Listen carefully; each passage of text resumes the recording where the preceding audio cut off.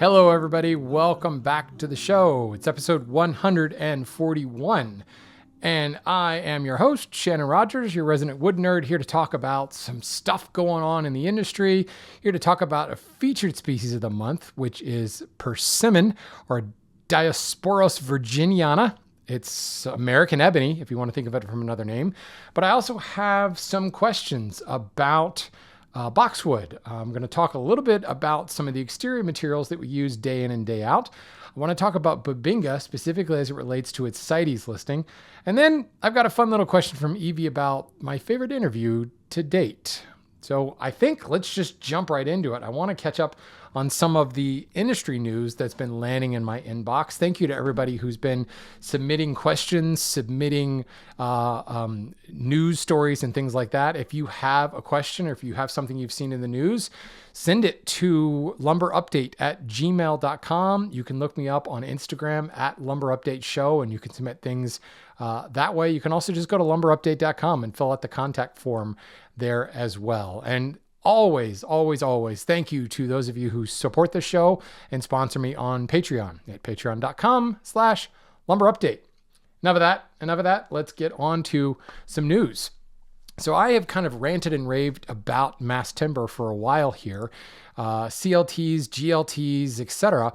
And I recently did a story about how the U.S. Army is starting to specify red oak for their trailer beds.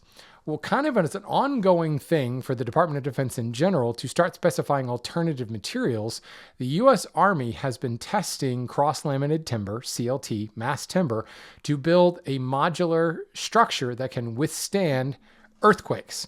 So they did a test, I think this was in Berkeley? I don't remember. It doesn't really matter. But they basically built this CLT structure using Western hemlock and shook it to what they qualify as a once in 250 year earthquake. Now, what does that mean? I read this entire article. I read a scientific journal that followed it, and not once did they give me a Richter scale reading. There must be a reason why. Maybe they just figured that's not as relatable as a once in a 250 year earthquake. Anyway, but the whole idea is this is a structure that can be very quickly trucked in on a flatbed. It can be knocked down flat, trucked in on a flatbed, and assembled very quickly. So think like anytime FEMA rescue comes to bear, or even just within theater, as the Army needs to set up slightly more permanent structures than a tent city, this is something that not only could withstand an earthquake, but one assumes bombs dropped really nearby. There is a video on this that basically you'd think would be a lot more exciting than it is. It's basically just showing this building that's pictured on screen being shaken about a lot. And then a bunch of people talking about how this is really cool. But I also think it really underscores the strength that is inherent in mass timber and cross-laminated timber and groove-laminated timber. Just the inherent structural properties of wood as a building material is really kind of gaining strength, and it's certainly catching on in the commercial sector, and in the architecture. Architects all over the place are getting really excited about mass timber in general for its renewability, also for just its ease of construction. It's more precise, they're finding, than construction with steel and concrete. And certainly it sequesters carbon. So from a net zero, net negative perspective in construction, wood is definitely, mass timber specifically, is definitely gaining a lot of popularity. I personally have attended several mass timber consortiums, webinars, conventions of late, and I continue to be super, super excited about it. So expect to hear me talk about it quite a bit more. Now, let's see, what was it? It was a while ago. I talked about the wooden satellite, or Lignosat, back in episode 101, way back in June of 2023. They were building it. They were researching it. They discovered that Japanese magnolia was going to be their species of choice due to its strength to weight ratio. This is being built in Japan. I can't remember the name of Japan's version of NASA, I think, but it might be a private sector thing. Doesn't really matter. Japan was building this with the idea of, could we utilize wood in space exploration? Well, obviously that was several years ago, and It's launched. JAXA, that's the organization, the Japan Aerospace Exploration Agency. JAXA launched the Lignosat. It was deployed in December of 2024, so just a couple months ago now. And I've had quite a few people who've sent this to me. And I think it's particularly cool since we did feature this several years ago, saying that they were building it and what it could possibly mean. I also featured a story about how their designs for a new wooden or a wooden decorated space station. The idea of utilizing wood in space is certainly very attractive as a renewable resource, as also like some of the strength to weight ratio. This goes back to the mass timber thing. Some of the strength to weight ratio properties of wood are phenomenal. But more importantly, when you look at the traditional materials, titanium, aluminum, carbon fiber that are being used in space right now, and the extreme expense to manufacture them, but also just environmentally speaking, the raw material consumed, the amount of energy consumed in order to manufacture them, and wood doesn't consume any energy. In fact, it grows all on its own. It grows on trees, and it does this carbon sequestration thing and, pulls carbon dioxide out of the air and all that warm, fuzzy stuff. But let's talk wood and satellites. Why? Well, first of all, this thing is a little cube. It's like a palm-sized cube, and there are several of these CubeSats, as they're referred to, deployed all around Earth's orbit. This one, again, built out of Japanese magnolia, Magnolia ovata. Doesn't really matter. It's a slightly different version from the southern magnolia that we know of in the States. About the same hardness, around 800 to 1,000 Janko hardness, but quite light for that weight. The density and hardness numbers are kind of at opposite ends of the spectrum. It ends up being about 32 to 36 pounds per cubic foot, which is comparable to things like lighter pines, even western red cedar, a little bit heavier than the cedars, but significantly lighter than things like poplar, and quite a bit harder, in most cases twice as hard. So that strength to weight ratio thing, this particular species, and it's well used for woodworking capacities all across Japan, used for smaller items like knife blades, what are those called? Scales, the handles that go on blades, but also solid handles on things like Japanese katana and such. And then it's even showing up in some cabinetry as well. Not quite replacing the Tansu Kiri type stuff, but Japanese magnolia or hinoki, not hinoki, hinoki. Hinoki is Japanese cypress, hinoki is Japanese magnolia.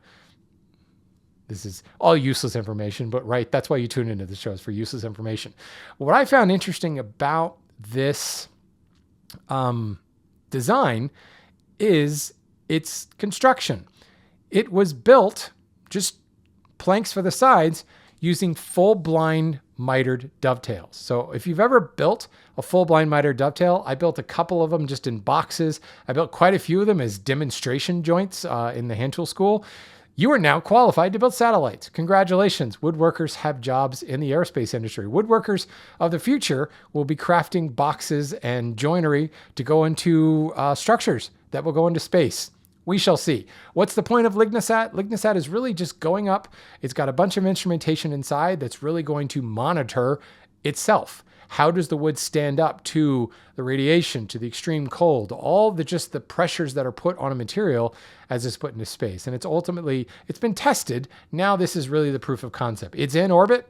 I actually haven't looked into if any of this information is public. I would doubt it.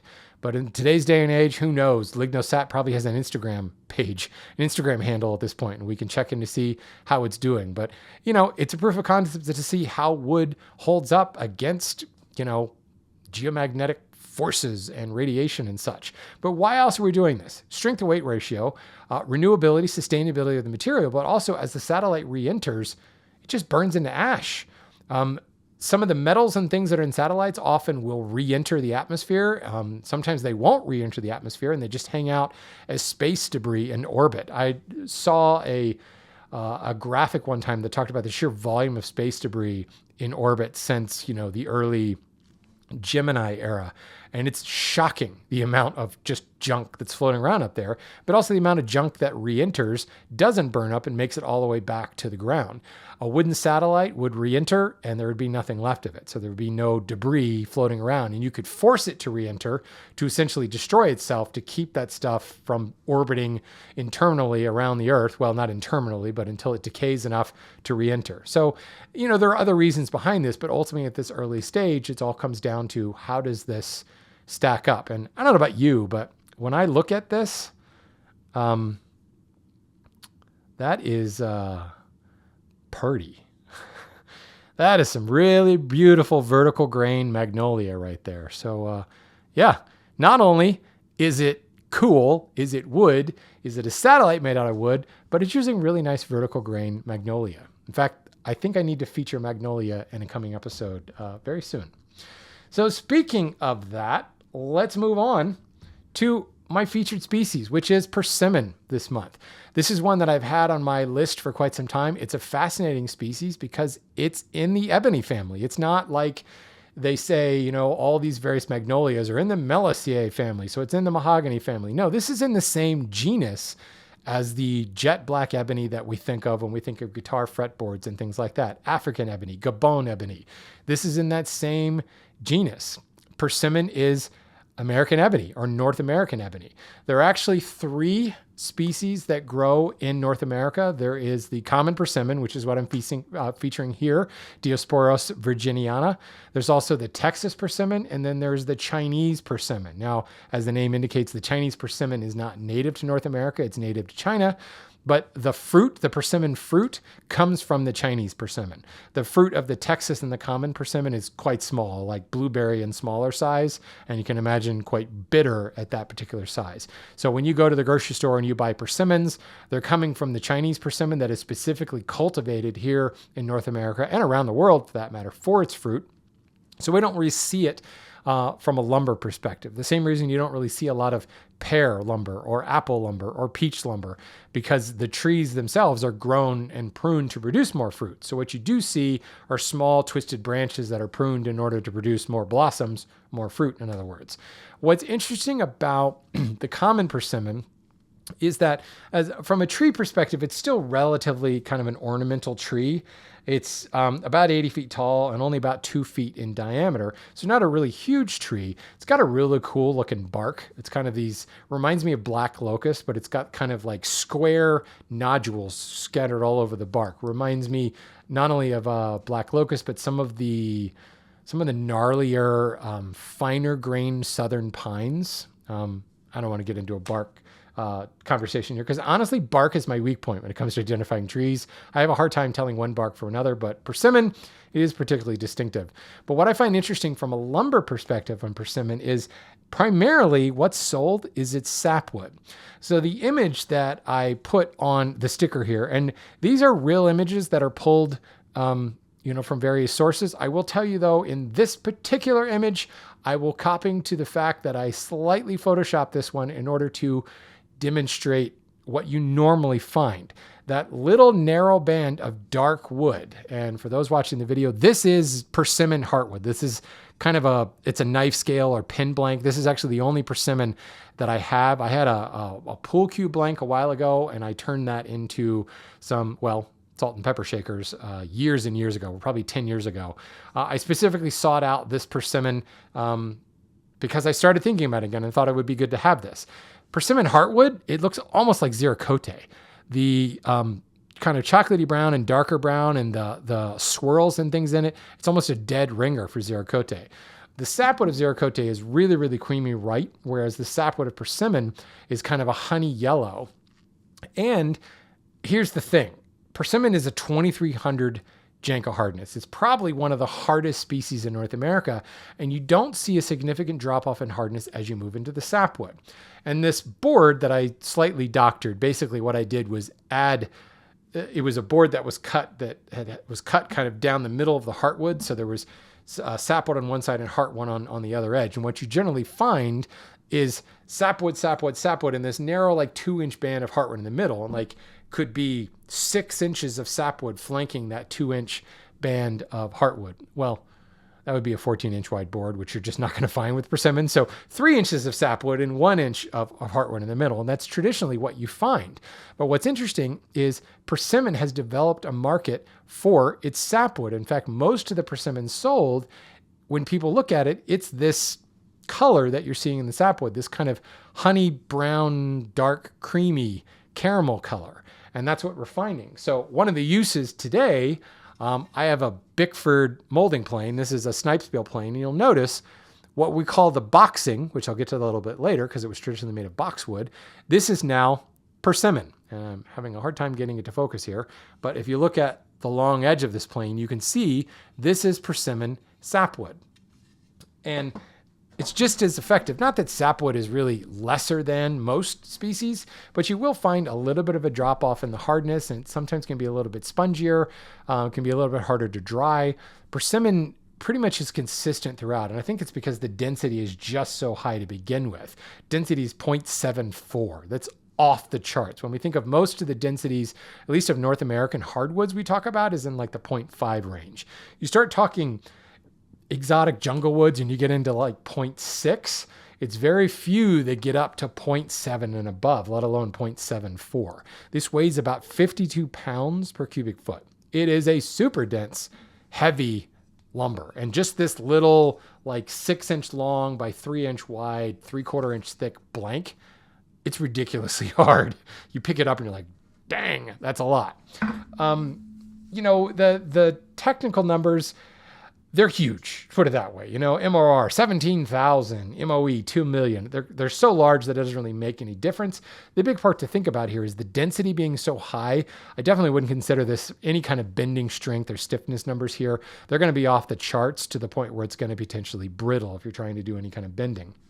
Hardness, though, 2300 is really the one to think about. It, due to its high density, no surprise, it's got a lot of movement. There's very little dead air in this. So when it does move, it doesn't have any kind of buffer zone to push into. So tangentially speaking, this sucker can move up to 11%. Radially, 8%. So interestingly, the TR ratio makes it close to isometric at 1.4, but it still moves a whole lot. The good news is, however, is generally you're getting it in smaller pieces. So 11% of this 2.5, 3-inch wide piece is really not that much. It also tends to be used very sparingly because you're not getting large cuts of it. So maybe it's cut into thinner blanks. The bit that's used for the boxing on the Snipesbill plane is a perfect example. There's such a tiny bit in here, you don't really have to worry about movement, but what you can count on is that hardness and density that it's not going to wear. And on a Snipesbill plane, I have a rabbit plane that's boxed with persimmon as well, but the Snipesbill plane, I've got this super, super fine point that actually feels sharp to the touch. And that has to stay that way for however many decades that I use this Snipesbill plane. And that's a registering surface that's going usually into a knife line. I use this plane oftentimes to start moldings.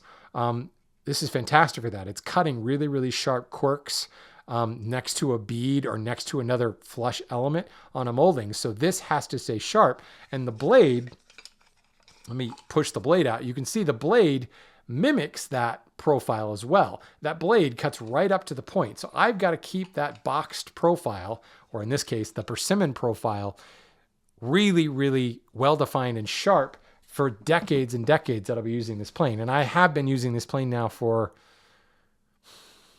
11 years? Maybe. I don't know. It's one of the first pairs of Snipesbill that Matt Bickford made. So I've been using it a lot, and it's still as sharp as the day that I got it. And that's exactly what we use this for. From a usage perspective, other than, really very recently, we've been seeing it in molding planes. It's used for spools, like thread spools, specifically industrial spools. Golf clubs, maybe not so much anymore because they tend to use a lot of more exotic materials.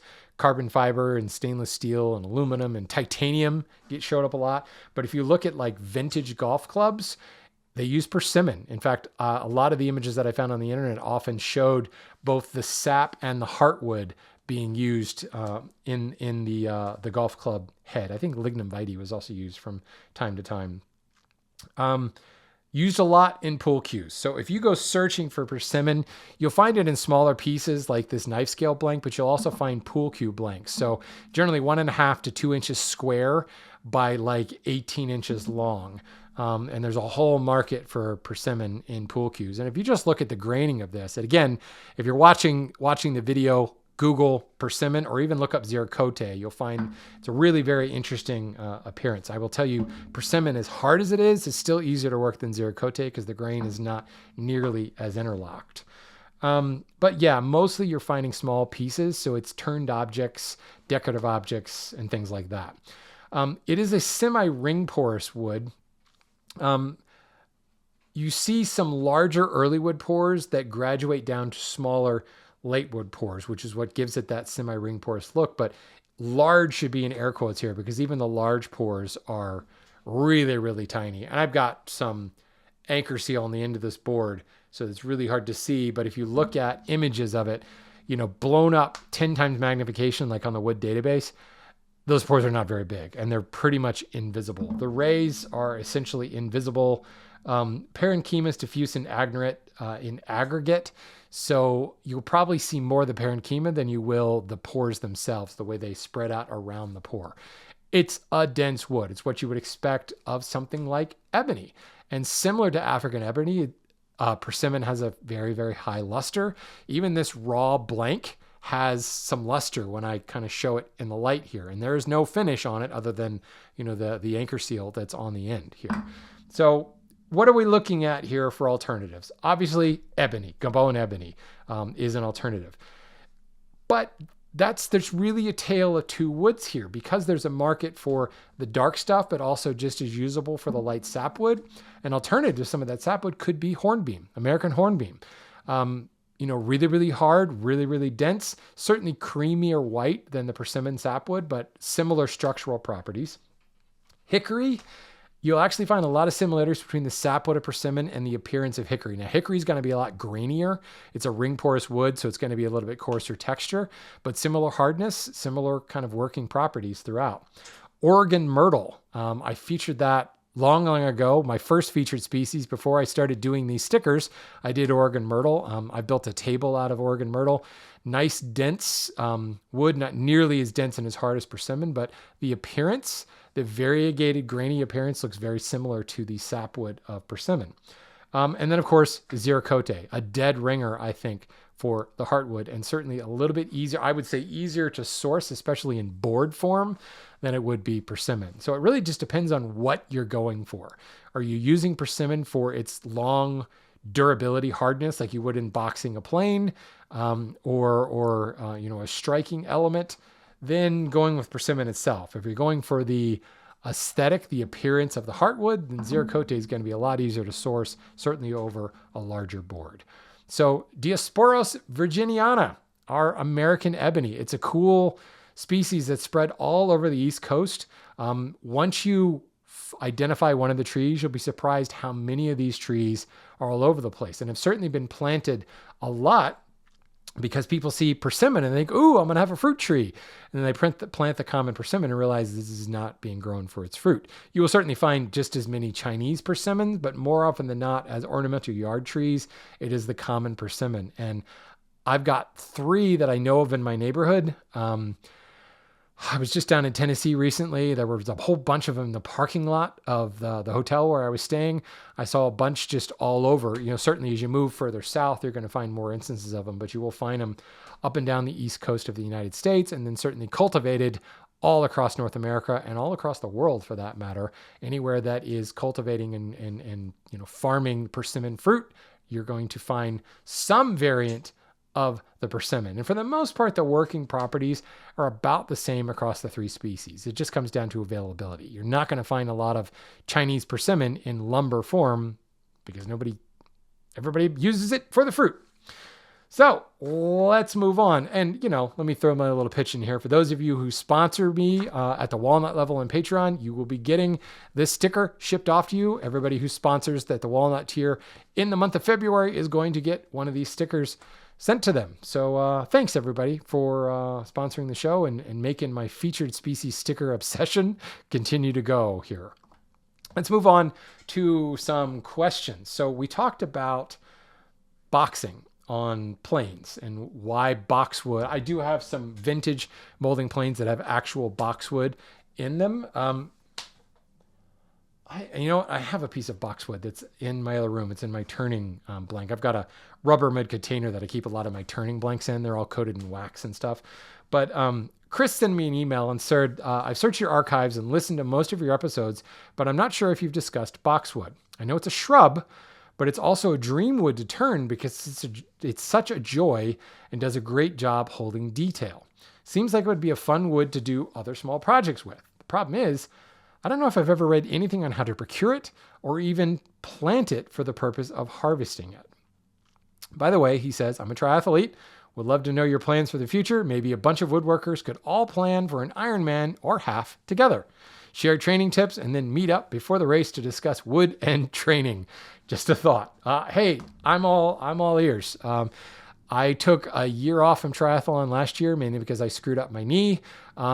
I am getting back into it, although I think I'm going to focus more on aqua bike a little bit at the beginning of the year. I'm still not back into running shape. My knee needs some time to do more strength exercises after tearing up my meniscus.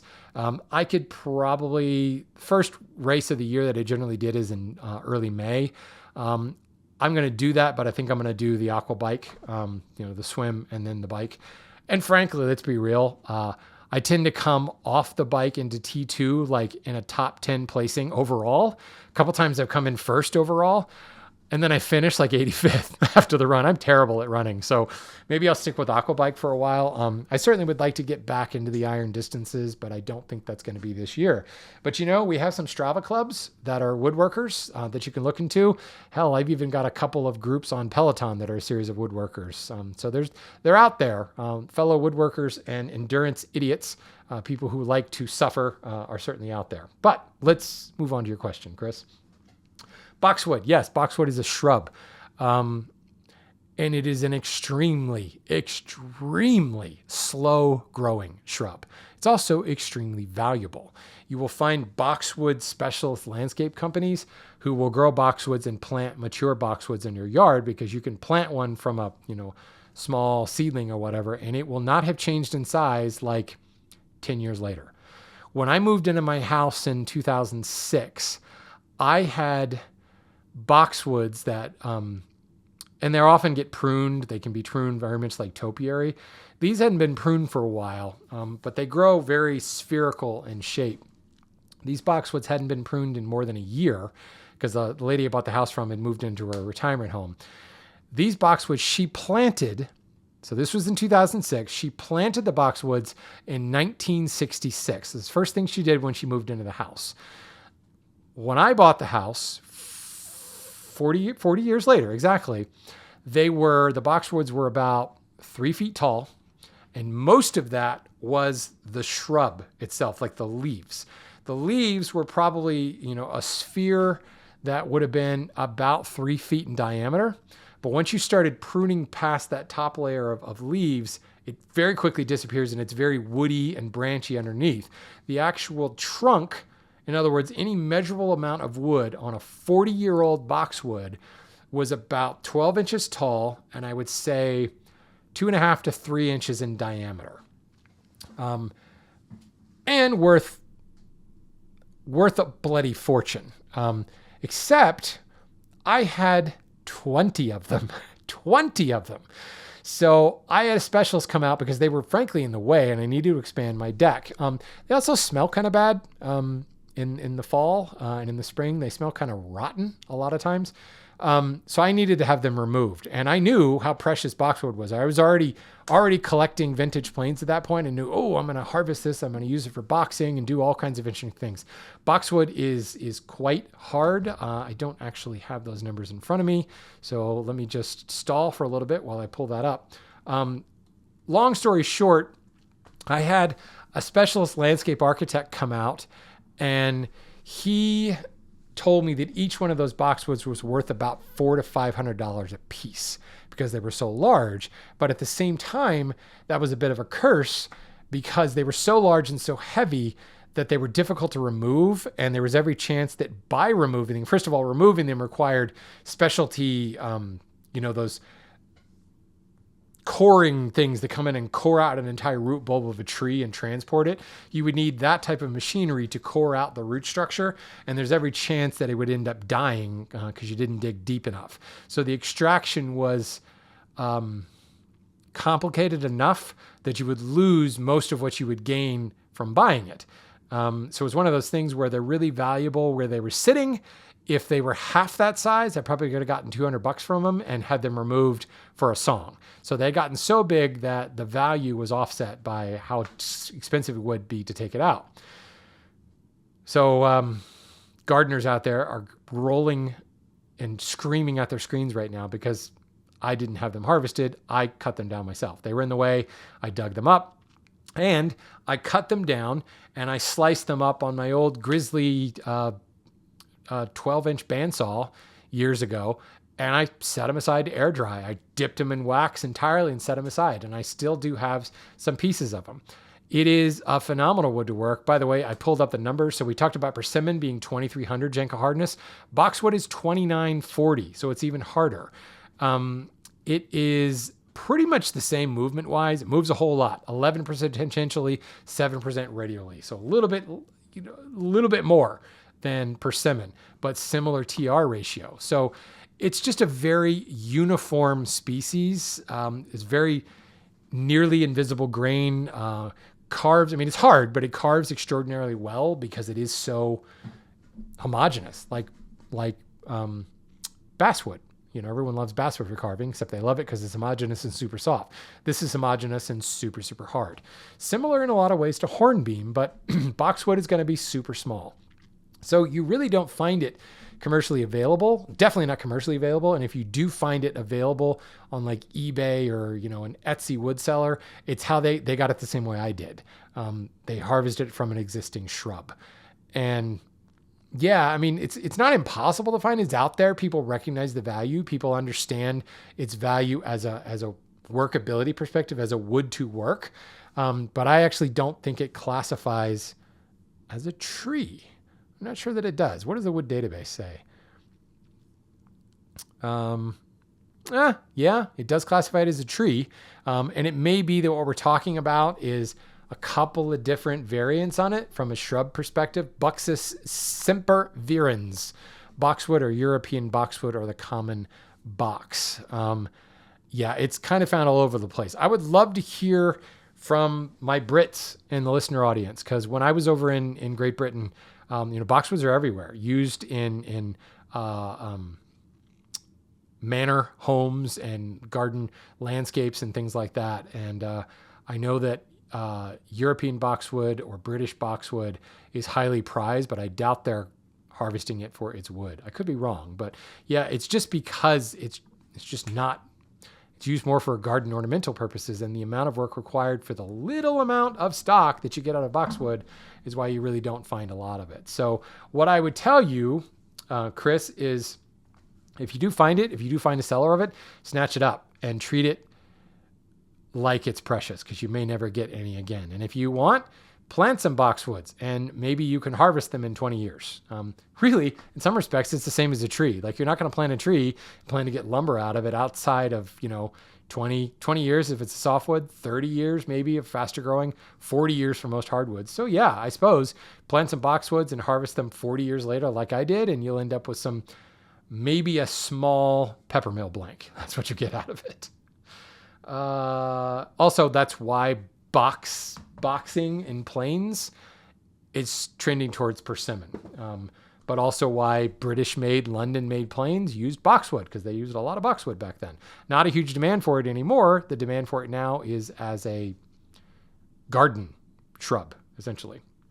Okay.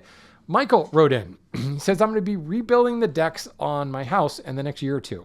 Previous owner used regular 2x6s and 2x4s, then painted over them. Needless to say, everything is starting to rot. I'm hoping to only do this project once, and I was wondering if you could speak to where the industry has gone with regard to composite materials in the past few years. Are there economical solutions that exist now that will give me super long life, low maintenance and durability, or do I have to choose between getting only 2 or 3 of the things I'm looking for? Is there some other material or lumber that I should be looking at, for that matter, that I'm not aware of?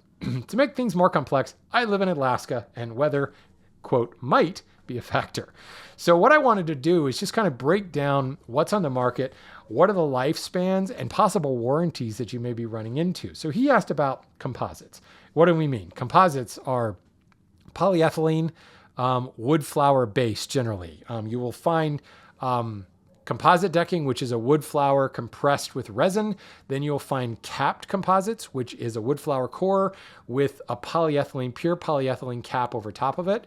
Those are just referred to as capped composites. And the size, the thickness of that cap is really what differentiates the expensive brands, the Fiberons, the Trex of the world from the cheaper Home Depot in-house veranda brands. I will tell you they're manufactured mostly the same place. It's just a different extrusion speed, slightly different cocktail in the mix. And then you have like pure polyethylene or pure PVC. PVC is done in a couple of different things that can provide some lower density, more lightweight, larger blocks that can be shaped into large things like corbels. And then there's also extruded PVC that can be used purely for things like there are cedar shake manufacturers. I shouldn't say cedar shake. Fake cedar shake made out of pure 100% PVC. You'll find PVC decking, PVC railing, etc., where that's all plastic. Big liberal use of air quotes on plastic because yes, I know plastic is a generic term here. We're not going to get into the chemical varieties and the differences between PVCs and polyethylene and all that stuff. But composites, when we're talking about capped versus uncapped, they get about a 25 to 50 year warranty. And the range there is you're uncapped or on the 25, you're capped with that polyethylene outer shell are 50-year warranties, 50-year lifespans. And many of them do include a 50-year warranty. The brands that have the 50-year warranties are the ones that I mentioned before, the Trex, the Fiberon companies. The shorter term warranties are, the lesser brands, and you do get what you pay for there. PVC will give you a 50-year lifespan. There are some manufacturers that have warranties, but it's kind of hit or miss. The important thing to remember with these plastics, these specifically the 100% ones like PVC, is unlike wood, these do expand and contract, but they expand and contract longitudinally, which wood does not. Wood does not expand and contract, or it does negligibly along the length, along the fibers, but it expands and contracts tangentially and radially. PVC will expand longitudinally. So if you are putting it up as siding on a house and you butt it up against corner caps and up against windows, it will expand over that long distance, because we're usually talking 16, 18, 20 foot cladding boards. That's one of the competitive advantages of PVC. You can make super long boards. But that expansion is, again, a percentage number, and you'll find boards buckling as they're butting up against window jambs, between windows, between door jambs, and even corner caps on the corners of buildings. It's one of those little dark secrets they don't talk about with PVC. Maintenance-wise, they're waterproof. They're plastic. UV resistance, it's all across the board. They are probably some of the more color fast things out there. Those warranties mean you really have to do very little to them. The issues that they've had with mold in the past, with the decks getting super, super hot in the past, that's kind of stuff of the 90s. And a lot of these composite companies have figured out the right cocktail to get it right. You're not going to have the issues of splintering and rotting like you would with natural wood. But it's plastic. The cheaper stuff looks like plastic. The more expensive stuff may be embossed with wood grain, but in the right light, it still looks like plastic. So it really just depends on what you're going for. I personally find the uncapped, more wood flour stuff to look a little bit better, but it's not going to offer you that same lifespan and warranty. But 25 years, that's a long time. We're talking about how long you're going to have that deck. That's a pretty long time. Now, the uncapped stuff could be more prone to things like mold and algae buildup because you do have wood flour in there. You will find a lot of variation in color fastness as well because the wood flour is organic and it's absorbing those pigments unevenly. To get the absolute lowest maintenance, zero maintenance, you probably want 100% PVC. But you're not going to find... Well, I shouldn't say that. You will find a range of colors and embossing textures and things like that, but you will find a lot of money when you start talking about some of those things. So I would say that's at one end of the spectrum. Let's talk about wood, though. So obviously, pressure treated. We're taking southern pine and we're, under high pressure and heat, we're pushing chemicals in that are nasty, that the bugs don't like the taste of, that kills the bugs when they take a bite out of it. Most pressure treated material will give you a 10 to 20 year lifespan, and you're not going to find any warranties on that stuff. So that's at one end of the spectrum of the wood stuff. Now, as we talk about wood, we move into modified wood. So thermal modified wood, heat and steam, just at really, really high temperature. You're looking at about a 25 plus year lifespan. I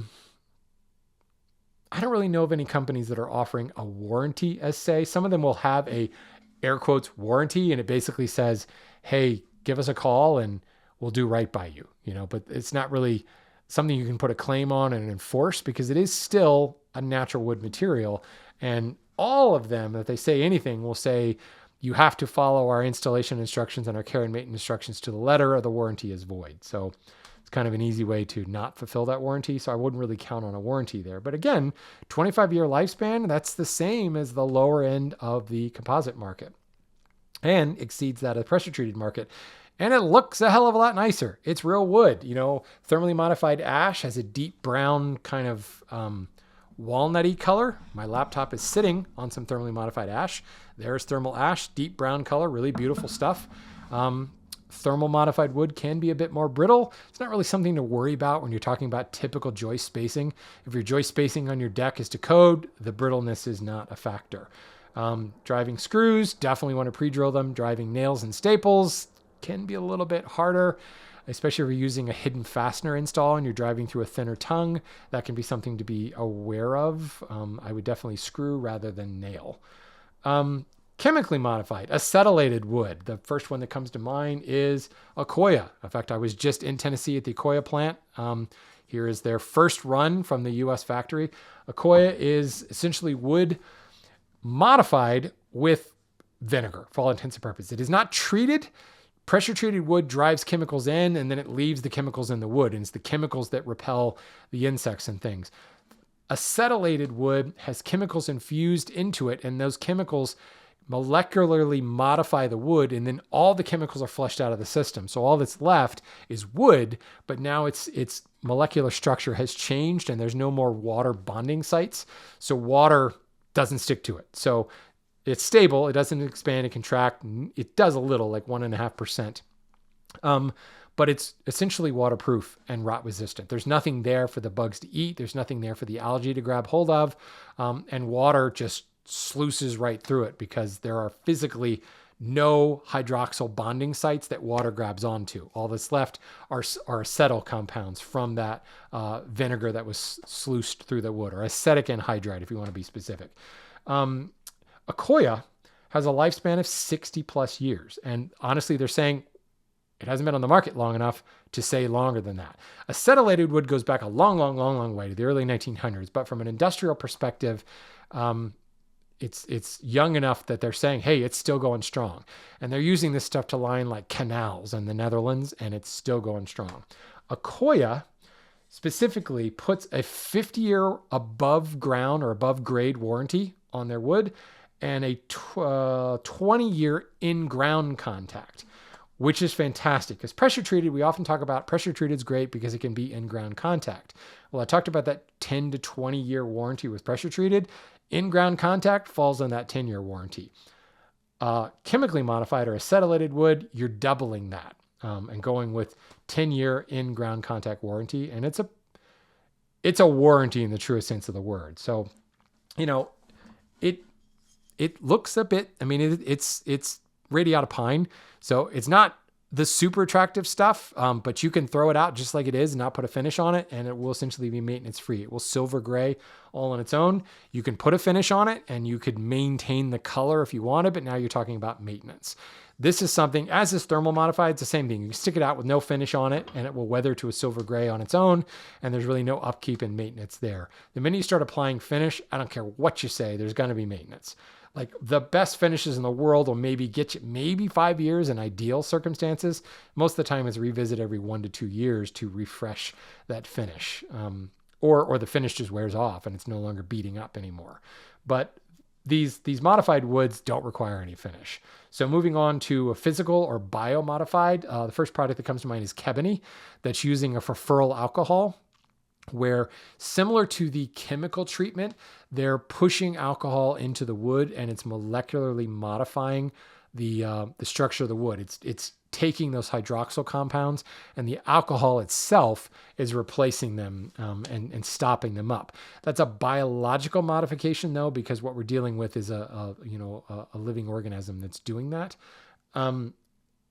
Some of these products will also do a physical modification where while it's being treated with the alcohol, they will inject a resin. And that's kind of like this whole stabilizing wood, like Turner stabilized wood with products like cactus juice, where they'll pump all the air out and then release this resin solution in, and the resin fills the voids left by the water and the air, and what you get is this resin impregnated material. There are several products out on the market that have that physical modification. There, we're talking about a 50 to 75 year lifespan with a 30-year warranty. Ebony specifically, Ebony is a brand, specifically has a 30-year warranty. And Ebony, through its treatment process, can add dyes and things like that. It is wood. It's a couple of different species that are being used right now, but they will add dyes, and that becomes part of the treatment process. I should add that Akoya has a gray pigment as well, where they inject the pigment, and it's through pigment. It's not just on the surface. Ebony is the same way. The pigments will go all the way through the wood, and that warranty applies to the color fastness as well. So really, from a number perspective, the physically modified woods like Ebony have the longest lifespan and the best warranties with overall color fastness and no need to put any finish on it. And it is a natural wood. Honestly, I haven't dug into Ebony too much from a manufacturing perspective to get a better understanding of the eco-friendliness of its manufacturing, but I suspect it's on par with some of the other modified woods. It's a lot more renewable and sustainable. The problem I have with composites is, they will tout it being a recycled material, but is it really? I mean, it's a byproduct of the petroleum industry. The polyethylene is a waste product of the petroleum industry. Most of the large composite companies are bankrolled some way, shape, or form by a large oil company. And I'm not going to get into vilifying oil companies here. I don't want to get into politics, but just from an environmental perspective, do you like what the oil industry is doing?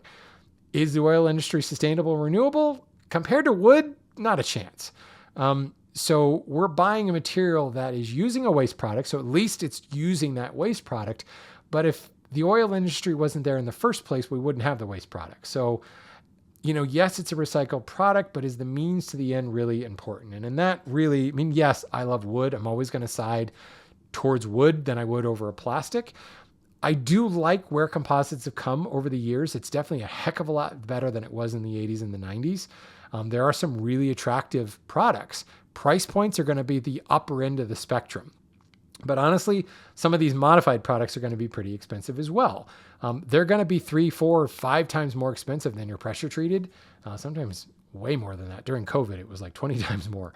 And you have to ask yourself, the lifespans that they're giving you, yeah, they're super long, but do you need a 50-year lifespan? How much longer are you going to be in your house? And yes, you're thinking about future generations and when will that deck have to be torn up and replaced, and that's all well and good. I just have a hard time settling on a petroleum-based product because there's just too much in the manufacturing process upstream to call it a sustainable product. When you start talking about cradle-to-cradle certifications and net negative and carbon sequestration and all that fun stuff. And yes, there's a lot of politics in that in and of itself. And frankly, a lot of smoke and mirrors when you start talking carbon credits and such. But it's really hard to spin the petroleum industry in a positive light when you compare it against plantation FSC species that have been plantation grown for decades upon decades upon decades and have shown themselves to be sustainable, that are sequestering carbon from a greenhouse perspective and holding on to that carbon as you're manufacturing it. And you're dealing with a product that can be machined. When I have a composite decking product, I can't do anything with it. It's a decking board. I can't mill that. In fact, when I cut it, I have to do all kinds of stuff to seal that in.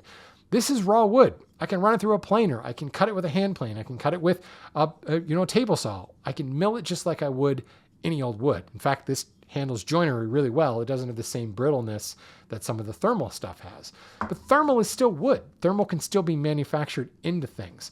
So While composite decking will always and only be composite decking, chemically modified, thermally modified wood, physically modified wood can be decking. It can be cladding. It can be wooden furniture. It can be done all kinds of different things. We did a house where we built shutters out of Akoya from it. And that to me is the more exciting part. Not only is it good as just a board, as decking, but it can be transformed, which the composite stuff really can't. The only other alternative, if you go back a couple episodes, you guys remember I interviewed the CEO of Hempwood. Hempwood does make a decking board. And it occurs to me as I'm doing this, I didn't look into what kind of warranties they have. But I know that from a sustainability perspective, the turnover rate of hemp, man, it was like 2 years. No, it was 1 year, basically harvest season. You know, you think of how corn grows. It was something that was the same type of sustainability, renewability. They continue to grow it, and the turn rate is super, super fast. I'm looking real quick to see if there is strength, to weight ratio. The fiber, the hempwood fiber is just crazy, crazy strong. So you get this really rigid, like decking board. I don't know if they have a warranty in place, to tell you the truth, or what they expect the lifespan to be. We're going to Google it in real time here and see what SGE generates for us. Search generative experience. Hempwood flooring and decking has an estimated service life of 75 years with a reference service life of 25 years. I don't see anything about a warranty, but I'm not going to dwell on that. So that is an alternative. And if you're interested, you can go back and look at, I did an episode on hempwood, and then I got Greg from Hempwood to join me on the show, and we talked about it in more detail. It's an interesting product. It's a totally different look. It's just long grass fibers essentially laminated together. Can be kind of a bear to machine. So it's definitely not something you're going to run through a planer and rip into a bunch of pieces and things. It can be done, but it's hell on your saw blades. I'll tell you that much. So let's move on. Steven has a question for me. He says, I have some Bubinga. That's just fun to say. Bubinga. I think of David Marks every time I hear Bubinga. That was when I was first introduced to Bubinga, and I thought he was like pulling my leg. I was like, okay, crazy California hippie dude. What is this Bubinga stuff? It was an actual species. Anyway, side note. Steven says, I have some Bubinga that I'll be using for drawer fronts. Beautiful wood, hard as a rock. I notice it's on the CITES endangered list, which should be making it difficult to impossible to source, but I'm noticing absolutely everybody has it and is selling it. Is it possible what I find is a variety of Bubinga that is not endangered? Is it possible what I find is not even Bubinga? Kind of like the mahoganies that are all not really mahogany. I'm in Canada, so possibly Canada has lax standards on importing endangered species. If it is an endangered species, why is it so readily available? So, Steven, let's go back to basics here. Bubinga and I'm going to butcher the name, but Jubortea genus. All three of the major species within the Jubortea genus were listed on Appendix 2 back in the Convention of Parties in 2016.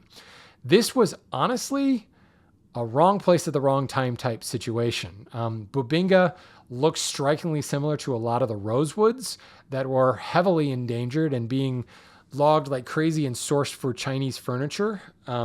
I think it's called Hongmu is the style of furniture. And because Bubinga looked a lot like it, Bubinga was getting caught up in that trade, and it was being over-harvested in order to sort that. Moreover, authorities looked at it, and they have a really hard time differentiating the species of rosewoods and the Bubinga genre species. Like, we're talking slice it down into like microscopically thin things, put it on a slide and put it under a microscope and throw some like efflorescing dyes in order to be able to identify the species. So you certainly can't expect some dude at a border crossing to be able to identify these species. So the solution was put them all on Appendix 2. You don't have to differentiate. If it looks like a rosewood, it's on Appendix 2 and it has to be regulated as such. So while Bubinga may or may not have been endangered due to its recent trade, they looked at it and said, hey, this is catching the overflow from the rosewood trade. Let's list it. Now, definition-wise, CITES Appendix 2 states, or the definition of it is, this is a species that is in danger of becoming endangered. So it is not endangered, but if things keep going the way it is with trade, it could be in trouble. So let's regulate it now before it becomes endangered. And you'll see things like saying it was on the IUCN red list. I don't put a lot of stock in that. I mean, it's sure. As far as what was available and what is available now, that's what IUCN is talking about. CITES is specifically looking at commercial trade. Who's trading it? What are they trading it for? What borders is it crossing? What is it being used for? What are the available stocks? And how is that stock managed and harvested? Is it done sustainably? CITES looks more at where the rubber meets the road, whereas IUCN can be a little bit more academic. And it's like, from their perspective, everything's endangered and we're all going to hell. And, are they wrong? Maybe not. But CITES at least says, okay, let's look at the trade and the export and the movement across borders, international borders. So it is still Appendix 2, and its notations basically say that all three species are regulated in that they can be traded in smaller quantities. And I can't remember, I think it's under 20 kilograms. They can be traded, and there's some dimensional sizes and things like that. But that doesn't mean that it can't be traded in larger shipments, in commercial shipments. It just means that you have to have a CITES export permit. And you have to have a CITES import permit on both sides of the coin. So whoever's exporting it from Africa has to have that export permit. They have to provide it to the importer of record. The importer of record has to create an import permit, and that import permit has to change hands every time that lumber crosses boundaries. It does not matter, like once it's in the US and it crosses state boundaries, it doesn't matter. But as a buyer of a CITES listed species, you should at least ask who you're buying it from, did you have a CITES import permit? They may not have it, but they may have bought it from somebody who did. As long as that can be traced back to someone who did, you're perfectly fine. But honestly, it's not illegal to sell Bubinga or move Bubinga across state lines. It's only across international lines. And NAFTA, North American Free Trade Agreement, does allow that transfer across the border into Canada. So Canada doesn't have lax standards. No, they're following the same rules that we're following in North America, and that they're following all across the European Union through the European Timber Regulation, EUTR. So the regulations are fine. That's not really the problem. It's not really endangered. That's the thing. It's still available. It's still an enormous tree that produces a large, with almost no sapwood and very little defects. So each tree produces a lot of board footage with a waste factor that North American sawyers would just like wet themselves over. It's amazing how much good wood comes out of the Bubinga tree. But at the same time, the commercial trade for Bubinga is not super high. It's not used in really construction from a cladding perspective or flooring perspective or decking or trim molding. At most, it's used as a feature wall. Or if you're Hearn Hardwoods up in Oxford, PA, use it as your staircase in your showroom. It just doesn't have a large consumption of it. So it's really hitting the furniture makers and the woodworker market, the tiny, tiny, tiny percentage of that market, which means a lot of the importers and a lot of the exporters are like, look, I'm out. I can't make any money at this level. And what they do is they sell that log to smaller guys that will export containers of mixed species. And then they will then sell that material to like retailers. The line of sight and the chain of custody can still be quite valid, but there's like 17 people on the receiving end of that instead of one person who's going to take the whole load and manufacture it into some sort of commercial product. Where we mostly see this material ending up in is one or two boards. You go to your lumber yard and they have Bubinga and they might have 500 board feet of it. But what's the turn rate on that? How long have they had 500 board feet? Well, we have 100 board feet now. We started with 500 board feet 15 years ago because the stuff moves really slowly. Because A, it's super expensive. B, it's super hard and hard to work with. So people are not really building a lot of furniture out of it, but they may be adding accent pieces to the furniture, or like the panel in your tool cabinet made out of Bubinga. That's mahogany in my tool cabinet that I'm pointing at, but it would be a great use of Bubinga for like a door panel or something like that. You're not using it in large quantities. So the consumption rate goes down pretty heavily. And what you may find is one of these importers that brings in, a whole container, cargo container full of a bunch of different species, and maybe they end up with 5,000 board feet of Bubinga on that, and they sell it to a bunch of different retailers within a region. And maybe you've got a retailer that can afford to go big on it, or a distributor that can afford to go big on it, and they distribute it down to 20 different retailers within a region. So all these 20 retailers, say in Ontario, Canada, now suddenly have 100, 200 board feet of Bubinga. And because that turn rate is so low, it seems like they always have that much. Because when you go buy it, you're buying a board, right? Maybe 2 boards, unless you're David Marks or maybe Mark Spagnuolo and you're building whole beds out of it or something like that. But even then, you're not buying huge quantities of it, rarely more than 100 board feet. So their stocks stay that way for a very, very long time. If you are concerned, first of all, if it's already in North America, it's not illegal to use it. But if you're concerned from a citizen of the planet, ask your retailer, do you have line of sight into this CITES import permit? Do you have access to the export permit? Well, no, I don't even know what that is. Well, who'd you buy it from? Who is your distributor? They may have it. And I've had the same conversation a number of times on this show. It's just a matter of asking a few questions to understand where the import permit is. To get that import permit, or for that matter, the export permit, it has to go through all the regulations that are cited in the CITES documentation. What does CITES say? And what are the legislative bodies that protect it? Remember, CITES does not enforce or levy any kind of legislation. They just say it needs to be regulated, and they leave it up to the local governments to do this. So things like the European Timber Regulation, the United States Lacey Act, and various and sundry other like local municipal type level things. That's what we're really looking at. Those are the checks and balances that happen when the export permit is issued. Were all the local laws followed in order to harvest this? Was this harvested from a sustainable, monitored, NGO audited concession? Yes. No. Well, no, I'm not going to issue you your export permit. Yes, here's your export permit. Those checks and balances have been in place, and it's exported legally. If there's no export permit, it was not exported legally, and that material is illegal. If you're in the United States, you're in violation of the U.S. Lacey Act. If you're in the EU, you're in violation of EUTR, et cetera, et cetera, et cetera. Australians have one as well, and I'm forgetting the acronym. But each region, municipality, sovereign entity is going to have some sort of legislative enforcement body. In our case, in the U.S., it's U.S. Fish and Wildlife that's enforcing the U.S. Lacey Act. So I hope that answers your question. There's a couple of assumptions being made there that, it's not endangered, but it could be in danger, threatened with being endangered. And we need to continue to monitor its trade. And that has been going on for 11 years now. No, 9 years, 16, 25. Yeah, 9 years. And I can tell you that also can produce a larger quantity. When you say seems like everybody has it, well, it's highly possible, because now there is a legal, legitimate, and frankly sustainable way to obtain your Bubinga. So there may be more people who are now buying it, knowing that they've got that chain of custody, they've got that line of sight back to the stump, and now they can buy it with more comfort level, more due diligence being performed. Finally, let's end the show with just kind of a fun question. Evie wrote in and said, "Hi, I'm Evie. I'm probably one of the least knowledgeable people about wood who listens to your podcast.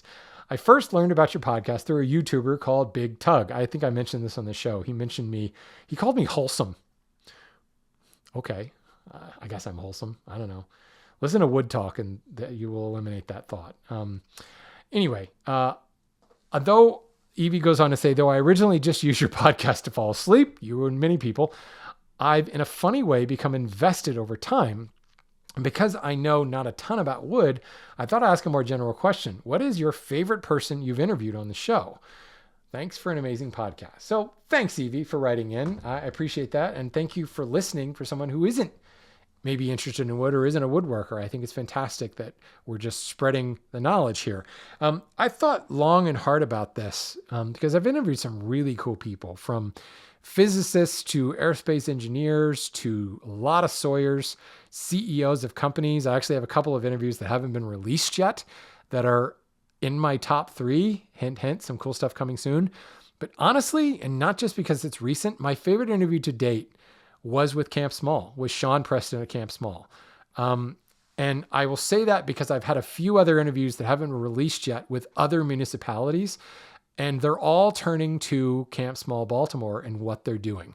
And what I loved about, I felt like Sean and I had a fair bit of chemistry. It was 2 woodworkers and tree lovers talking to each other, but he was just as ambitious or as enthusiastic about urban logging and tree recycling as any woodworker I've ever met. And in many ways, like a kid in a candy store, and like, how lucky am I to be able to do this? And I found that really, really infectious, to have that conversation. So that would certainly be my favorite interview up until now. And it just so happens to be last episode that I released. But I will tease you and say, Bob, the CEO of Thermalwood Canada, which that should be released next month, that was a great interview. That was a great conversation.